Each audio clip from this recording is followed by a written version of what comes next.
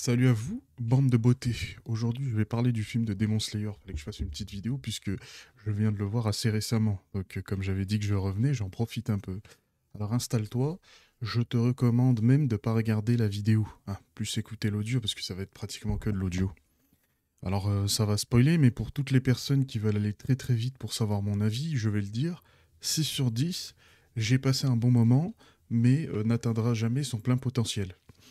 Alors, je voulais commencer par une mention honorable, puisque, mesdames, messieurs, j'ai pris des notes.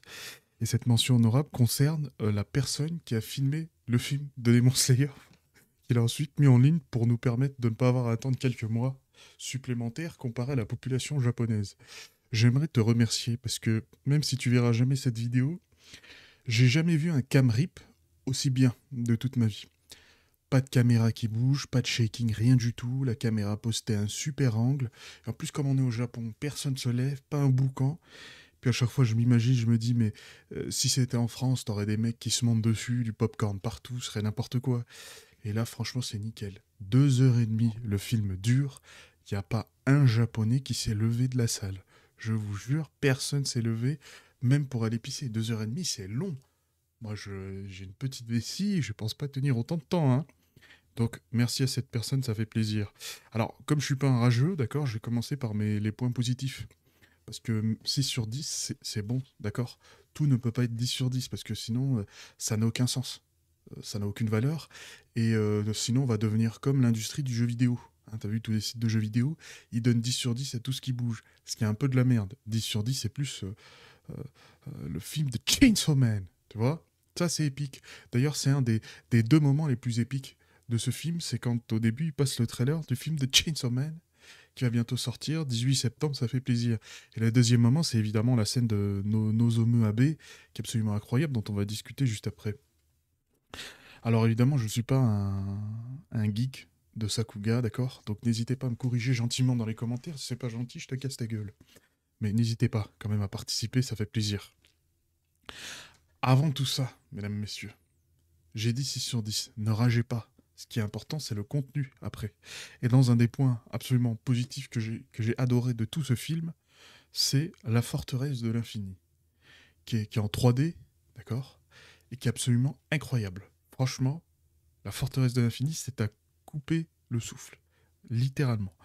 La scène d'introduction, où on les voit, un petit récap de la fin de la saison précédente, où on les voit tomber dans la forteresse de l'infini, cette espèce de trou noir là, qui change constamment, qui est fait exprès pour les rendre un peu confus, qui me rend confus moi-même. C'est absolument incroyable, et je refuse de croire qu'en 2D ça aurait pu être mieux. Je refuse de croire, d'accord, c'est impossible. Déjà, moi, je suis pas un rageux de la 3D, j'aime bien ça, d'accord. Pour te dire à quel point j'aime bien ça, je suis prêt à donner sa chance. J'ai vu les 2 saisons de Sidonia no Kishi par Polygon Pictures. Alors, pour tous les vétérans qui ont vu ça, normalement, dans les commentaires, ça doit me tailler les pipes. Parce que, regardez ça, c'est genre niveau Kolyoko, d'accord. Et là, c'était fou, la forteresse de l'infini, c'est absolument incroyable. Pour moi, c'est un personnage à part entière. Et la folie de la profondeur des effets qui sont dessus, là, le compositing, là, c'était tellement une dinguerie, j'avais envie de passer ma vie dedans. Et évidemment, il prend envie parce que, comme il y a chaque démon qui a une salle là, prédestinée, l'organisation, l'architecture n'est pas la même. Et même là, c'est absolument incroyable. Et évidemment, ils ont fait ce qu'ils faisaient d'habitude en allant 3 fois plus loin dans ce domaine. C'est le domaine qu'on kiffe, c'est incroyable. Tous ces effets qu'ils ont rajoutés, c'est dingue. Et la forteresse de l'infini, est-ce que j'ai déjà vu plus beau décor? Franchement, c'est chaud. Franchement, je répète, toutes les personnes qui vont voir, on le voit là sûrement dans le trailer. C'est 100 fois mieux dans le film.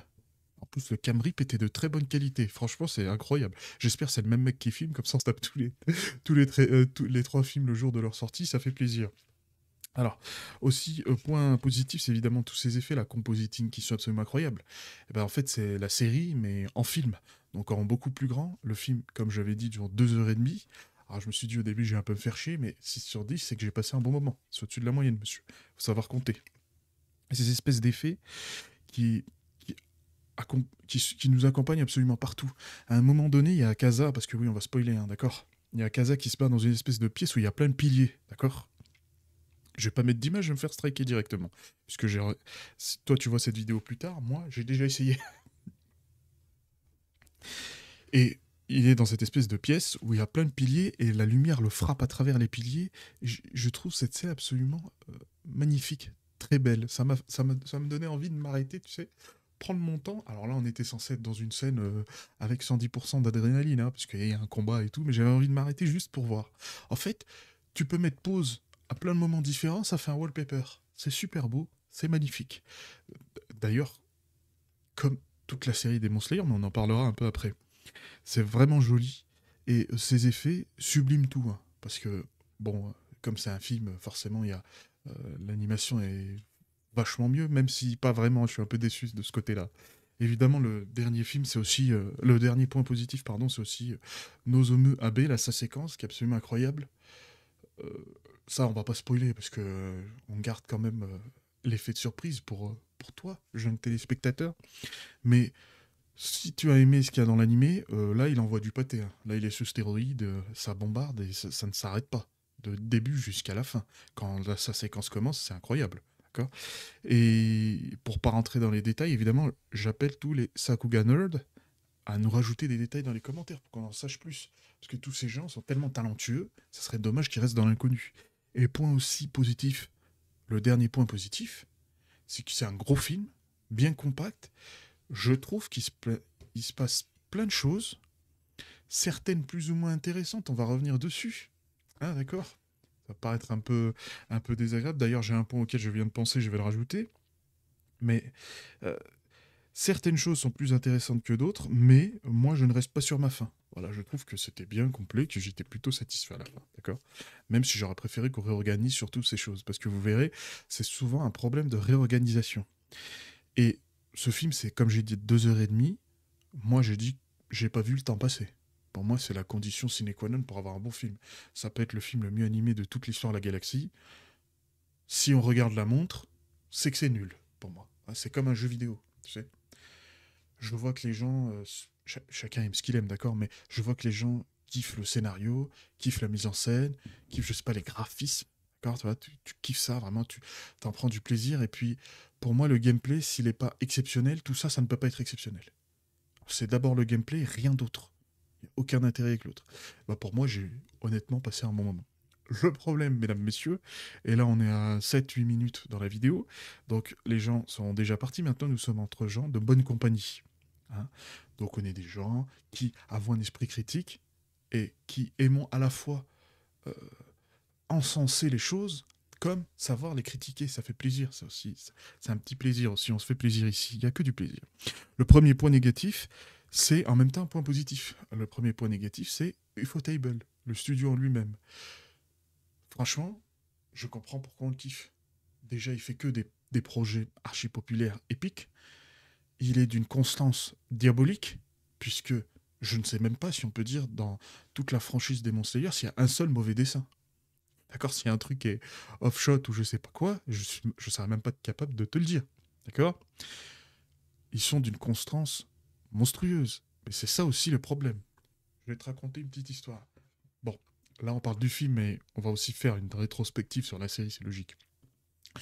Moi j'ai toujours apprécié quelque chose dans les séries télé d'animation, c'est quand on a un directeur surprise, genre. Il vient un épisode, il fait son truc à sa sauce, d'accord. Des fois ça passe, des fois ça passe pas. Mais bon, c'est ça l'art, c'est prendre des risques, d'accord. Il fait son truc à sa sauce et puis il part. Quand tu regardes cet épisode, comme l'épisode 7 de Dan Dan, qui en plus d'être incroyable, mais j'aime bien le fait que quand on le regarde, alors lui, cet épisode doit être beaucoup plus poli que les autres. Il a dû prendre beaucoup plus de temps, ça devait être un épisode à haute priorité. Mais j'aime bien cette idée qu'à un moment donné, il y a un type qui vient di- de manière disruptive, comme une start-up, venir mettre sa patte, faire ses choses, et puis se dire, mais ça vient d'où ça. Comme par exemple un épisode très connu de Naruto, tu vois, je trouve qu'il y a un plaisir dans la surprise créative, d'accord.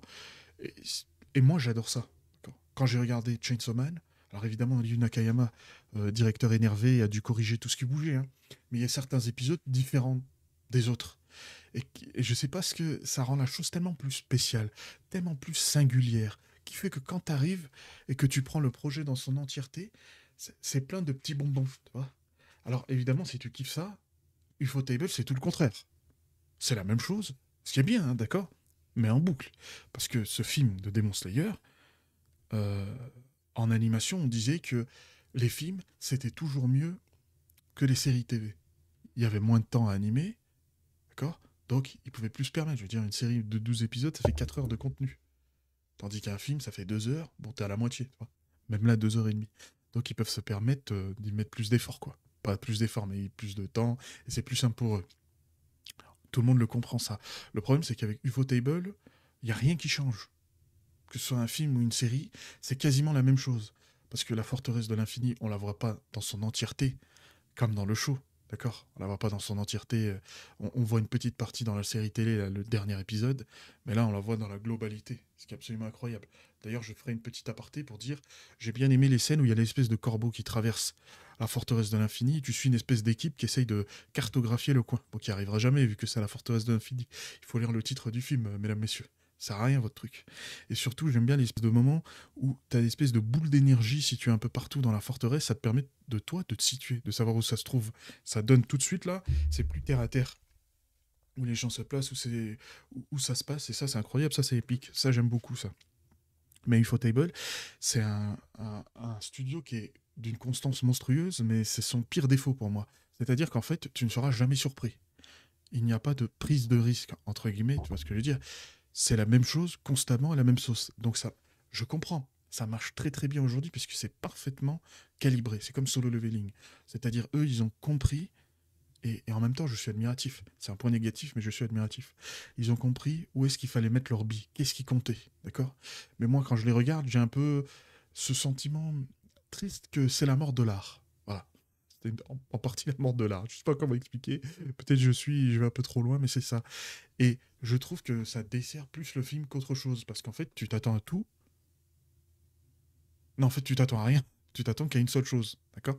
Au lieu de t'attendre un peu à tout en te disant qu'est-ce qui va se passer. Ce qui était évidemment le cas aussi dans la série télé. Mais c'est la force et la faiblesse aussi de Ufotable. Donc ça, c'est évidemment subjectif. Cette vidéo est subjective, c'est mon avis. Bon, mon avis est génial, puisque bah, c'est le mien, donc il est forcément mieux. Néanmoins, pour moi, c'est le premier point négatif qui est incroyable. Deuxième point, j'ai un peu abordé. C'est la série télé, mais en film, quoi. Voilà. C'est pour ça que quand ils ont sorti le film Le Train de l'Infini, et ensuite ils ont fait Le Train de l'Infini, l'arc, mais en série, c'est quasiment la même chose. Bon, évidemment, ils ont rajouté des petites scènes, des trucs comme ça, d'accord? Mais ce film-là, comme c'est la suite de la série, ok, il y a, c'est la série, mais en film. Il n'y a pas d'explosion de qualité. Euh, je pense même pas que tu pourrais faire la différence. Dans toutes les saisons, il y a des séquences là de Nozomu Abe qui sont incroyables. Bon, celle dans ce film, elle est absolument gigantesque, gargantuesque, évidemment. Mais moi, pour moi, c'est rédhibitoire le fait que j'y aille et je me dis, bah, c'est comme un épisode de la série, quoi. Je vais voir l'excellent film de Chainsaw Man. Je peux t'assurer que je vais pas me dire, oh là là, c'est comme dans la série. Même si la série est absolument incroyable, c'est le meilleur anime jamais créé. C'est la plus belle chose que j'ai jamais expérimentée de toute ma vie, la partie 1. D'accord? Je suis un putain de rageux, mais c'est pas vraiment ça. Parce que n'oublie pas, j'ai mis 6 sur 10. Donc la série télé, ça me faisait un peu de la peine. Il y a aussi The Elephant in the Room, comme on dit. L'éléphant dans la pièce qu'on va devoir aborder, c'est que dans ce film, on voit les limites criantes de l'écriture de Gotoge. D'accord? Koyoharu Gotoge, l'auteur. D'ailleurs, je ne sais pas si c'est un homme ou une femme. Donc je risque de switcher entre les deux, mais je ne veux point mégenrer qui que ce soit. Ce film, les ficelles, elles sont grosses, comme pas possible. Notamment le moment où Zenitsu affronte un Upper Moon, là, je sais pas quoi là. Un type qui, un random, je ne sais pas d'où il vient. Je ne connais pas cette personne, personne ne le connaît, qui apparemment était un disciple de son maître. Je suis désolé, mais c'est une invention. Voilà. Quand j'entends ça, là, moi, ce que je vois un mec qui se dit, ou une personne, hein, d'accord, qui se dit, oh merde, c'est le combat final, et il y a un mec dans le trio, j'ai oublié de lui donner un combat. Bon, à part Inosuke aussi, c'est pas dans le film, mais j'imagine qu'il va faire quelque chose. J'ai oublié de lui donner un combat, donc je vais inventer un antagoniste qui n'existait pas. Arrêtez de dire n'importe quoi. Il n'y a pas de truc qui pointe vers ce mec-là. On a vu tous les flashbacks de Zenitsu. Je me suis jamais dit à un seul moment que son maître avait d'autres disciples et qui sort de nulle part. Ce Upper Moon, d'ailleurs, que je prénomme affectueusement le stagiaire. C'est un stagiaire. À aucun moment tu te dis c'est un Upper Moon. Alors dans le film, ils essayent de justifier en disant que si se serait entraîné un peu plus tôt, il serait beaucoup plus fort, blablabla, du blabla. Ça tombe de nulle part, c'est n'importe quoi dans l'écriture. Mais d'abord, je dois faire tomber un concept. Une barre, on dit la suspension d'incrédulité, tout le monde connaît ça, mais je dirais qu'il y a une barre, d'accord, comme un réservoir qui se vide petit à petit, et quand tu arrives au bout du réservoir, bah, ta suspension d'incrédulité explose, implose sur elle-même, et tu es complètement sorti du récit. D'accord, à ce moment-là, c'est fini. Mais tout le monde connaît ça. Mais par contre, je vais introduire un concept, c'est que plus on se rapproche de la fin, ici en l'occurrence d'un manga, plus ce réservoir est petit. Parce qu'à ce stade de l'histoire, tu dois avoir posé toutes les pièces sur le plateau. Tu peux pas me sortir n'importe quoi qui sort de nulle part, qui fait n'importe quoi comme ce combat avec Zenitsu. Donc, le réservoir est beaucoup plus petit, donc ton nombre d'erreurs, ah, c'est beaucoup plus simple de me faire sortir du récit. Et quand j'ai vu ça, je dis pas que c'était pas bien animé. Néanmoins, en termes d'écriture de scénario, soyons honnêtes, c'était c'est catastrophique. Je n'ai rien compris à ces histoires. J'avais l'impression de regarder la pub. Je me suis dit, mais c'est qui ce mec? Est-ce que c'est pas moi qui a oublié quelque chose? Mais je l'ai jamais vu ni Nadan ni Dev. D'accord? Donc, qu'on fasse pas semblant, genre il existe, il est là, il fait des trucs. Moi, j'ai jamais vu ça. C'est mieux avec la lumière quand même. D'accord? Euh, Point important aussi, c'est l'aspect flashback. Parce que ce film peut quand même être nommé Kimetsu no Yaiba, flashback de l'infini. Parce que c'est flashback sur flashback. Le flashback d'Akaza, je suis désolé, c'est une demi-heure. Et alors j'ai bien aimé, d'accord? Je dis pas que j'ai pas bien aimé. Mais est-ce que c'est pas la même chose à chaque fois? C'est-à-dire, il va mourir, ou pas d'ailleurs, et il a son flashback. Je trouve que c'est une très mauvaise manière de délimiter tous les Upper Moon, parce que lui, il est spécial pour nous. On l'a déjà vu Stab dans le premier film, d'accord? Il tue un personnage qu'on kiffe. On sent que c'est pas une merde. Bon, si c'est une merde, t'as compris, mais quand il essaie de tuer Rengoku, là, il le transperce, il lui dit deviens un démon, comme ça on s'affronte jusqu'au jour du jugement dernier. On sent que ce mec va au-delà de la simple envie de tuer tout ce qui bouge et d'affronter. Il tue pas de femmes, par exemple. Moi, je crois pas qu'il tue des femmes. De toute la chose. Le fait de lui donner un flashback aussi bien soit-il, mais délivré de la même manière que tous les autres, je ne comprends pas. Et c'est là pour moi où Ufotable est en deçà de ce qui se fait. Parce que certes, c'est l'écriture de Gotoge, mais il y a un script pour le scénario. Il y a un scénariste qui doit organiser tout ça et l'écrire. Hein? Et je trouve qu'il n'a pas fait du bon boulot. Il y a des trucs qu'il devait couper. Hein. Franchement, ce flashback, je l'aurais plus vu saupoudré d'ici et là. D'accord? Ou peut-être même avant. Je sais pas de quelle manière on aurait pu le faire, mais le faire de la même manière, je trouve ça une occasion ratée. Voilà, comme ma note, 6 sur 10, c'est vraiment occasion ratée. De pouvoir faire tellement mieux et tellement plus spécial. Voilà, c'est ça qui m'interpelle là-dedans, c'est que ça aurait pu être tellement plus spécial. Au lieu d'être un film banal, joué par les codes, qui a aucune surprise, rien du tout. Et puis la scène où Tanjiro, là, il maîtrise l'ultra instinct, là. Il cache son envie de combat, je sais pas quoi, qui tombe de, comme un rocher dans la soupe. On peut pas dire un cheveu dans la soupe. D'accord? Ça te tombe dessus, tu te dis, mais d'où ça vient ce nouveau pouvoir? D'où ça vient? Et comme je l'ai dit, le réservoir est là. Et ce mec, limite pour nous, Akaza, il est plus important que Muzan. Tu vois ce que je veux dire? Et bon, peut-être pas aussi plus important, mais il est très important. C'est pas son rang qui le rend important. Parce qu'il est que le troisième, en vrai. C'est tout ce qui a été construit avant la confrontation finale. Et puis lui débloque un truc qui fait qu'il le bat. Alors, je dis pas, j'ai beaucoup aimé la séquence et le flashback, encore une fois, flashback de l'infini, où on voit son daron décapiter un ours, là, à coup de hache, c'était épique, j'ai bien aimé. Mais c'est vu et revu. C'est ce que tu as déjà fait, Inokami Kagura, c'est épique ça. Quand tu cries le nom des attaques, c'est toujours épique. Ok, j'ai compris, telle ou telle chose, le fait qu'il maîtrise le feu, il y a une logique dans le récit, et puis c'est rattaché à plusieurs personnages, tu vois, qui sont tous reliés par ça, ok, pas de problème, aucun souci de ce côté-là, j'ai bien aimé. Néanmoins, ça sort une fois, pas 12, pas 2 fois. Oh, c'est pas possible pour moi. Moi, ça m'a sorti personnellement. J'ai bien aimé la conclusion, c'était épique le mec qui se fasse décapiter, qui limite était en train de régénérer sa propre tête, mais en fait, c'est beaucoup d'occasions ratées. Pas assez d'Inosuke, donc forcément tu perds des points, ce qui est logique. J'ai bien aimé voir les autres Hashira, ça c'était bien. Mais évidemment, le plus gros du film, c'est ça. C'est le combat entre Akaza, Tanjiro et Tomio Kagiyu, là. C'était épique, j'ai bien aimé. J'avais des questions. À la fin, c'était complet. Je veux dire, c'était fini. Mais ce sont énormément d'occasions gâchées. Moi, j'aimerais ton avis dans les commentaires parce que c'est quelque chose qui m'intéresse. Alors, si t'as peut-être pas vu le film, moi, je dis la version que j'ai vue, elle était très bien. Donc, pour l'instant, 6 sur 10 et abonnez-vous à plus dans le but.